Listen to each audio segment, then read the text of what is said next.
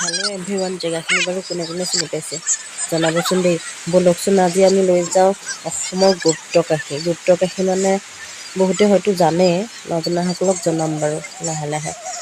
সকলোকে মোৰ নতুনকৈ ভিডিঅ'লৈ স্বাগতম জনাইছোঁ। আমি আহিলোঁ নদীৰ কাষত। এতিয়া নদীৰ পৰা ধুনীয়াকৈ ফ্ৰেছ মাছ ধৰি পেলাই ফ্ৰেছ মাছ ধৰি আছে দেই। আমি মাছ দেখি মাছ অলপমান কিনি ল'লোঁ। এতিয়া আমি নদীৰ কাষতে ইফালে সিফালে আমি আহিছিলোঁ বিশ্বনাথ ঘাটলৈ।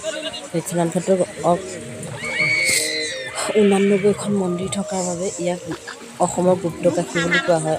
একাশীখন হোৱা হ'লে বোলে ইয়াক আকাশী গংগা হ'লহেঁতেন, কিন্তু ভগৱানৰ যে কি লীলা ন, একাশীখন হ'ব নিদিলে।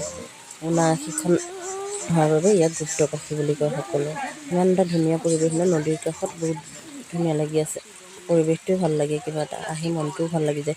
এইফালে চাওকচোন, শিৱৰ মূৰ্তি এভাগ এনেকৈ পানীৰ মাজত ৰাখি থৈছে। কোন কোন গৈছে বাৰু বিশ্বনাথ ঘাটলৈ? বহুত ধুনীয়া পৰিৱেশ, সকলো মন্দিৰৰ মাজতে বহুতখিনি মন্দিৰ আছে চাবলৈ।